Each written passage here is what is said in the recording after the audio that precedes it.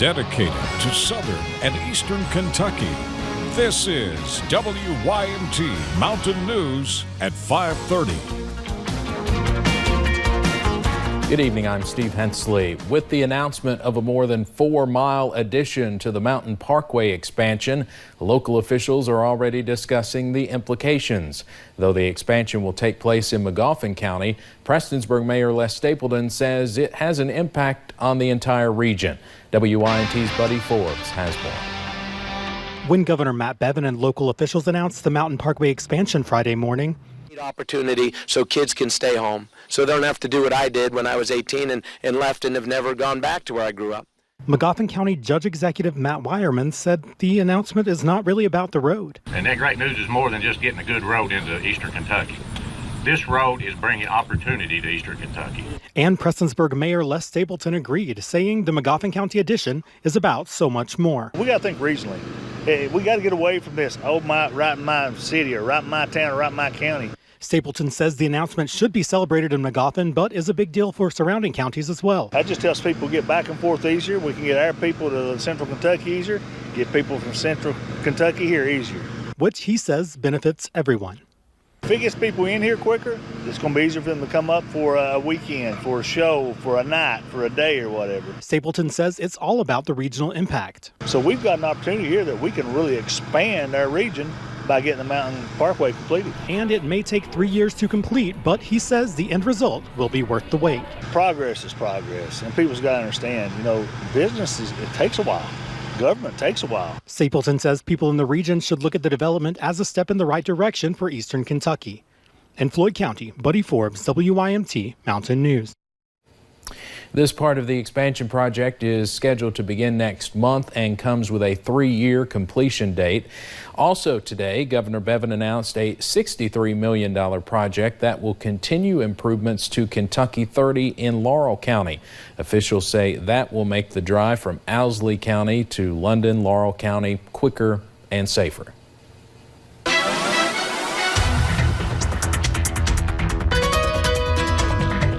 All right, things are starting to get kicked off here across downtown Hazard at the first North Fork Music Festival. Brandon Robinson here live, and fairly perfect night, just a touch warm now. Once the sun starts to go down, things will be pretty good here across the region. Let's take a look, see what's going on Stonecrest Golf Course. You can see on the camera there a few clouds off the distance. We have one little pesky shower over toward Knott County there coming into Floyd County. We're going to track that out here for you in just a second. We're going over toward toward WYMT, and we'll continue to see a few clouds here in Hazard, but downtown here, not a cloud in the sky, at least looking above me right now. We're going over to the satellite and radar, and you can see the last couple of hours we've had a couple little showers trying to pop up there in parts of eastern Kentucky, so we're going to continue to watch that, but very just kind of pop-up showers and storms. Live pinpoint Doppler radar, one just south of Prestonsburg there near the Stonecrest camera, then one going from Knott County trying to drift over into Perry County, but south of Hazard. No rain on this parade here.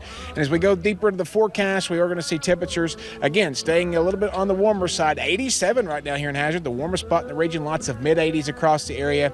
And then, as we head toward the rest of the evening, we are going to see things cool down a little bit there. As we head on over, I can jump on over there to the planner for the rest of the evening, and you're going to see the appcast that basically takes us into the nice temperatures as we head deeper in the night. As the sun goes down, we'll cool off. The rest of the forecast coming up here in just a few minutes. Steve? And thank you very much from down at the inaugural music festival, the North Fork Music Fest in downtown Hazard today and tomorrow. Well, from workbooks to decorations, a man from Elizabethtown came to eastern Kentucky today with a truckload of discounted school supplies to help teachers complete their classroom needs. WYMT's Lauren McCord explains. As school officials plan for the upcoming school year, the cost of decorations and supplies can add up. Let's see what you got here. How about $20? And when a few teachers stopped by the Kentucky School Supply Store in Elizabethtown, it gave Russell Strange an idea. Some of the teachers from eastern Kentucky stopped in said, hey, you need to bring this over to Eastern Kentucky. We could really use it. After moving into a new warehouse, From a 33,000 square foot building to a 9,000 square foot building. the company could not fit all the supplies. So we had a lot of things that were left in the warehouse. So after some consideration and that one idea, Strange packed up a truckload of supplies and headed east. We are conducting a warehouse sale. Though this isn't a warehouse, it still gets the job done. And I haven't had any unhappy customers so far. And they have just about anything you need. We got charts, bulletin board aids, reproducible books, manipulatives. Seriously, anything. Certificates, pencils, construction paper. And though Strange feels like he is basically giving items away, It's nice to see the people come in here and their eyes open up and it's like, wow, you got all this stuff. knowing he is helping young minds grow makes it worth every penny. In Floyd County, Lauren McCourt, WYMT Mountain News. Now, Strange will be set up again at Prestonsburg Elementary tomorrow from 10 until 5. Camp Unite came to a close this afternoon at the University of the Cumberlands. Jeff Howard, commissioner with the Department of Public Health, says he shared the background of many of the students at Camp Unite, saying his childhood was affected by parents who abused drugs.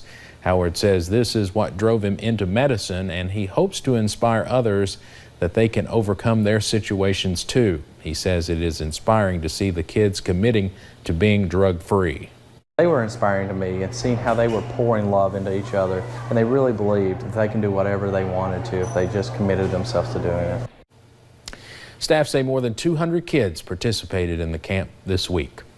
More than 150 Kentucky National Guard soldiers start their deployment to the Middle East today. The National Guard says the 206th Engineer Battalion will be stationed at the U.S. Central Command in Keter.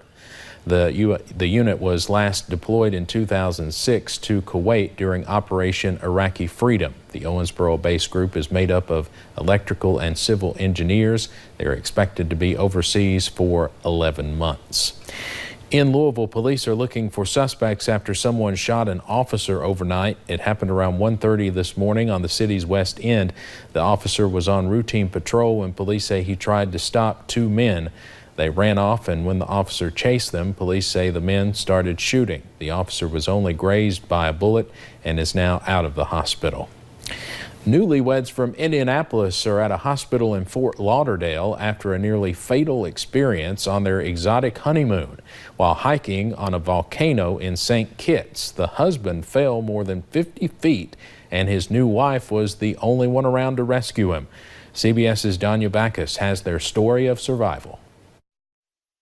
Just moments after newlyweds Clay and Akemi Chastain took this photo, their hike into a dormant volcano on the Caribbean island of St. Kitts took a nearly tragic turn. Friday, from his hospital bed in Fort Lauderdale, Florida, Clay told reporters about the rope trail that led deep into the crater. I was just holding on to the ropes, kind of walking down backwards like you would a ladder. The next thing I notice, I'm sitting on the ground with my head between my knees and vomiting up blood, and there's blood all down my shirt. A fear of heights had kept Akemi at the top, but when she realized her husband was in trouble, she headed down. He'd fallen about 50 feet. And I was completely freaked out because I knew we were entirely alone. To get out of the crater, the 105-pound Akemi said she had to coax and literally push her 165-pound husband, who had no idea where he was or what had happened. He was incredibly lethargic and he had no sense of balance, so he was kind of just like an intoxicated person, basically, is the best way to describe it. With Clay leaning on Akemi, it took nearly 4 hours to reach the bottom of the mountain where there was cell service to call 911. The couple's family then raised more than $30,000 to transport Clay back to a hospital in the States. And he had a fracture at the base of the skull, in the temporal bone. This is a very serious injury. Fortunately, the fracture was where the bones did not actually become displaced. They stayed together. Doctors expect he'll make a full recovery, and the newlyweds say they'll have a makeup honeymoon when they get back to Indianapolis on their couch with their cats. Danya Backus, CBS News, Los Angeles. Coming up on Mountain News at 5:30, a warning tonight for women. Researchers say it may not be safe to get breast implants. Hear why. 3 great bands tonight, 4 great bands tomorrow. So come on out here to the first ever North Fork Music Festival downtown Hazard. I have the forecast for it the weekend coming up.